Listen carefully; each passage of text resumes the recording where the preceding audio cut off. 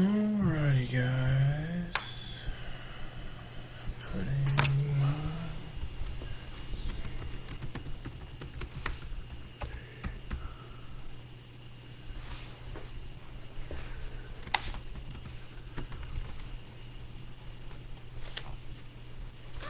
at gmail.com. Alright. Put my contact info in the chat for y'all. So here we are again, guys. It's the 7th of September, first Saturday. Looking at the budgeting basics workshop again, guys. So let's see. My name is Shane Philber. I am a certified financial coach. And the purpose of this workshop is to build foundational budgeting principles, as well as helping you win overall with your finances. Let's see, bring it in. There you go. What will be covered will be income versus expenses, creating a budget, financial goals, how to stick to that budget, a little bit of question and answers, talk about financial coaching a little bit, and then some offered words of encouragement. So, what is income and what is expense? So, income is any money coming in, like your child support, your paycheck, commissions, bonuses, the various components there, as far as the positive intake into your account, and then the expenses is everything that's being written out, as far as the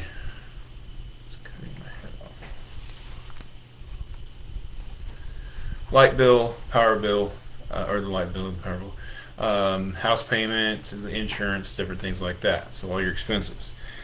So to get started, you need to start getting a clear view as far as what you have as far as income, and you need to get a clear view as far as what you have as expenses. So take a sheet of paper or gather all your statements. So bank statements, credit card statements, pay stubs, gather all these. And so we just finished August, so gather all these for the month of August. Set down and configure what your income was for those. See, August had 30 days, 31 days in August. So what was your income for those days? It might be a little bit weird because some of us might have got an extra paycheck in August, depending on if there was the third pay period or not. But typically it's like 2 pay periods or 1 pay period, or however often you get paid. Just kind of configure that unless there was an extra pay period. And then you need to configure as well, like commissions, different things like that. If that's something that's not a set amount or it's a variable amount, that's something you might not want to include at the moment. It could get you in trouble in the end because you're trying to overspend on what you got going on there. So get that list of income, figure that out, and then get that list of expenses and where you're spending all your money. So where are you spending your money? List all that out for the month of August, and then you kind of configure it from there. And then once you do have these two lists compiled, you'll take and subtract the two, and you'll figure out whether you're overspending and having a deficit for the month, or you're underspending and having a surplus for the month, or you have a little bit extra money left over that's not got a name, basically, at the end of the month. Now, once you configure your income and once you configure what you're spending your money on as far as expenses, when you first start building out the budget, you start with the 4 walls. So the 4 walls include food, utilities, shelter, and transportation. So as far as food, whenever you start doing your budget, you want to figure out about $250 per person. This is like eating at home. Some of us have a little bit larger budget, some of us don't. So for example, for $250 a month on a 4-person family, so your food budget would be about $1,000 a month that you have allotted. That way you'd be able to eat for the month. Utilities like gas, electric, trash, water, shelter, as far as house payment, apartment payment, condo payment, whatever you have there. As far as the insurance for that, the taxes, like any kind of like HOA dues, those variable things like that, they come into account. And then also configuring like transportation, so car payment, gas, maintenance, all the various components that go into the transportation. That's where you want to start out with, is those 4 walls, and kind of build out from there. Those basic components can get kind of pricey, And most of the time, some of us run out of money before, or run out of income to spend before we get past those four walls. So, like streaming services, cable, stuff that could be optional, kind of gets to that point to where it's like, I got to be able to eat, I got to be able to pay, rent, I got to be able to do these various things to be able to survive. So the four walls is where it's at as far as getting that survivability mode figured out and kind of building out from there.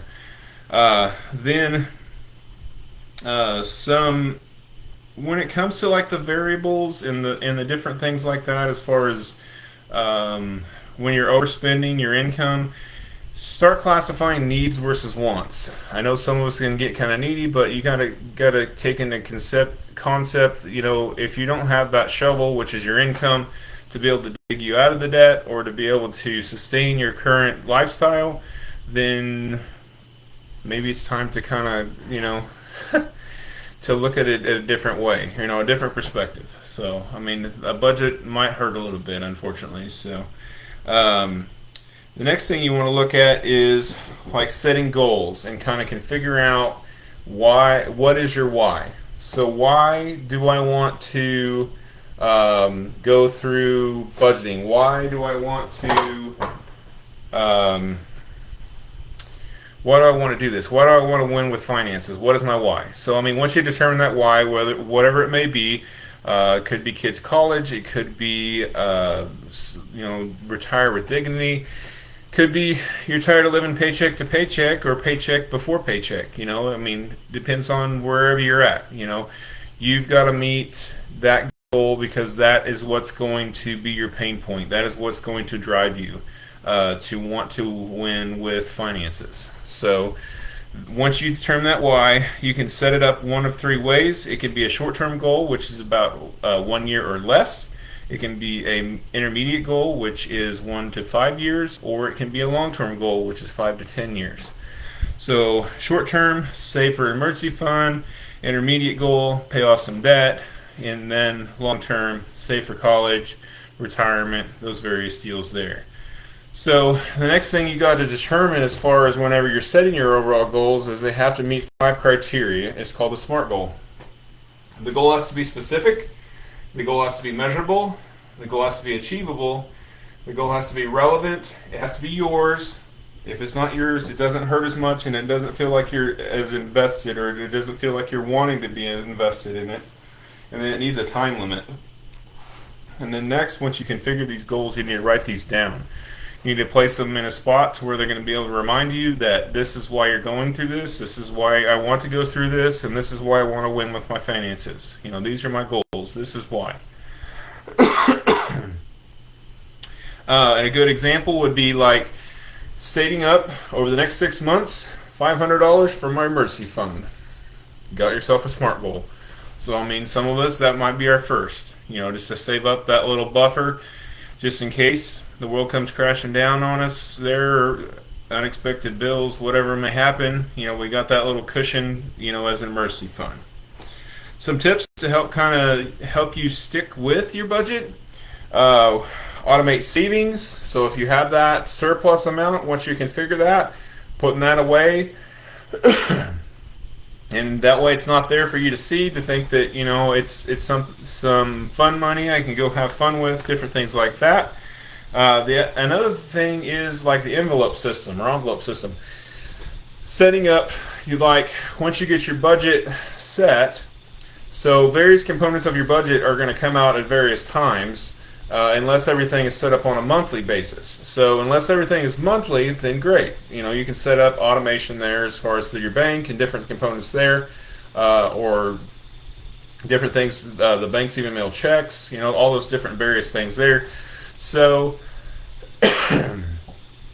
the envelope system is pretty handy if you have like a long-term something or other that you're saving up for. So for instance, we have annual insurance as far as the cars. So we set up, it's X amount of dollars a year. So say it's $900. We split that up between 12 months. And then every month, when we pull paychecks or pull out that money to set it aside for the envelope system, we set that aside in that envelope. Come time for the end of the year, $900, we got it saved up. We're able to pay that, and it's not a shock or a surprise or scramble for whether we're going to be able to pay the insurance or afford it or whatever it may be. Another thing would be like taxes, so like taxes on your car, personal property tax, these various deals that are annually. Some stuff could be like biannual, so every 6 months. So just saving up for that in an envelope system. It's great to like set aside like your emergency fund in there in cash, or if you like to set it aside in an account somewhere, or like a savings, that would be great. Some folks like to use money market accounts. I mean, that would be great if you're like keeping that allotted amount in there, so you're not having to pay a bunch of fees and whatnot, just in case you did have to pull that $1,000 emergency fund or $500 emergency fund, different things like that. So for sure, using cash versus cards, guys. You know what? I don't know. It's pretty mind numbing when you go up there and just swipe that card, or now you got to shove it in the machine, or you can just tap it and move on. If you got to break out the cash, make it hurt a little bit. I know tonight we took the wife out to dinner, and we used we got some gift cards for Christmas. Here it is, September, and we're using our Christmas gift cards still. So we got some gift cards that we've been holding back. It was nice to go out on a supper, and then we were able to give a tip. That was in cash that we had set up in the envelope system. That was part of like our entertainment budget and stuff like that. So I would have liked to have given a bigger tip. I come from the service industry. I'm still in the service industry as a nurse practitioner, and it's just people bust their butt in the service industry. You see it, and they that they deserve a lot, but sometimes you can't. Sometimes you can't do it, and sometimes you can. So it's nice when you can. So, and the next thing, as far as sticking to your budget, is those monthly review and adjustments to the budget. So it's a little bit easier to determine after a month. So you figured up August's deal, you set up for September, you got your budget allotted, you're ready to go for September. So then here comes October, and you're looking at the budget, sitting down with the spouse. So you have a spouse, you're looking at the budget going, we spent a little bit over on the gas because gas prices went up a little bit. They're actually down now, which is nice, but the various components there. You had to spend a little bit extra on the car last month because it broke down. So you don't have that maintenance fund, as supplied as it should be. You might drive an older car. That's one of the things we have around here. We have an older car, so we might need a little bit more money in the maintenance fund and different things like that. And definitely review that, so that way you're not like building up this huge amount of money as far as setting aside, unless that's your intentions, or you're just letting yourself go in the red, or you're just continually having a deficit on various component of your budget. And definitely want to relook that over at least once a month, so you're not just letting that kind of run out of control and get out of hand on you. As far as questions, anybody have any questions tonight? Like I said, the email is in the chat. If anybody has any questions or concerns, or would like to reach out to me as far as like coaching or different components there. I am a financial coach. It's not like a financial advisor or anything like that. As far as a financial coach, they help you win with finances through guiding you through budgeting, helping you set up a budget. I mean, this is on you as far as this is things that you do as a person, as a couple, being able to kind of help. My job would be kind of to help draw the light into different various components, give you a various different reflection as far as what possibilities could happen, kind of give you like a general knowledge as far as this is where you are, this is where you could be, kind of thing. It's really hard sometimes to kind of see the big picture if you're kind of standing in the middle of a pile of poo, if you know what I'm saying. So, and sometimes the struggle overall is something that it's too painful to talk about sometimes. So finances, I mean, that's a marital battle too. I mean, for those of us that are married, I mean, that money is a big thing. I mean, if you don't have money, if you do have money, I mean, whatever it is, I mean, if you do have money, I mean, maybe less money fights, but if you don't have money, I mean, I'm sure there's more money fights. So, being on the same page and both trying to win with finances, I mean, that's a great opportunity as far as you guys to win as a couple and to be more engaged with each other, you know, be closer to each other so you guys can be on the same page. So, definitely an opportunity there. And also help plan with the future as well, you know, as a financial coach. So, as far as some different materials that I have to offer, I have like a why pay for coaching worksheet I got that as far as like the opportunities that I can present as far as what I can do for you as far as a coach. I have a worksheet for that. I have like a financial snapshot if anybody'd like to work with me as a coach. I also have some budgeting tracking worksheets that are like PDF docs. And then there's an app that's called Every Dollar. There's actually a free version of it, and there's also like a premium version of it as well. It's put out by Ramsey Solutions, and that is Dave Ramsey, if anybody's ever heard of him before. I asked somebody about that the other day as a patient, and he's like, who's that? And I'm just like, okay, well, maybe everybody hasn't heard of him. But he does put out what's called the 7 baby steps. Step 1 is a $1,000 e-fund. For those of us that are maybe a little bit lower income, $500 would be more sufficient. Step 2 is paying off debt. Step 3 is 3 to 6 months expenses. Save that for. Step 4 is invest 15% in retirement. Step 5 is to save up for that kid's college fund. Step 6 to get the house paid for. And step 7, build wealth and give, guys. So definitely an opportunity there. So as far as being able to win with finances. So I also have like a SMART goals worksheet as well to kind of help set you up as far as the various components. There you can start setting up your SMART goals for short term, intermediate, and long term. And then I continue to offer as far as an FPU class.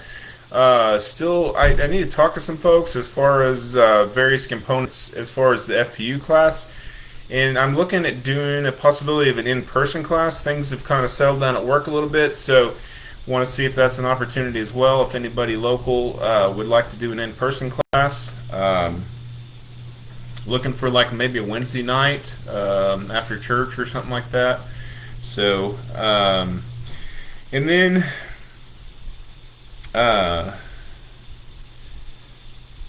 financial stability is definitely something everybody's looking for, and definitely these crazy times that we're in now.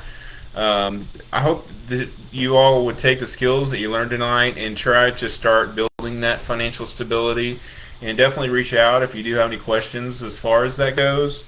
That just remember that with the right tools and support, you can win with finances. You can do this. So budgeting is a skill that's definitely improves over time and with practice. Me and my wife have been doing it successfully for probably 10 years, but it was unsuccessful for the first couple. So it was kind of rough until we went through FPU. We were kind of on different pages and in different demographics, and it felt like in different countries some days. So it's nicer now to be on the same page, to be at the same understanding, you know, and wanting to reach the same kind of goals. So definitely comes back to that relevancy, you know, and having those goals set up as yours, you know. So for sure, guys. A budget's a living and breathing thing, so it's something that's going to ebb and flow with time. There's going to be different components of it that are going to drop off. You know, you're going to pay off the car, you're going to pay off some debt, you're going to pay off these various components, so you're going to have to continually look at it, like I said, at least on a monthly basis, if not a little bit more often, if you're paying off your debt a little bit faster than others. So, and thank you guys for spending the time with me tonight. I hope you have a good, happy budgeting. And it's not failure unless you quit. Continue trying, and over time, you will succeed, guys. So, I wish you all the best with budgeting. And like I said, if you have any further questions, concerns, definitely reach out to me as far as the coaching or questions as far as budgeting.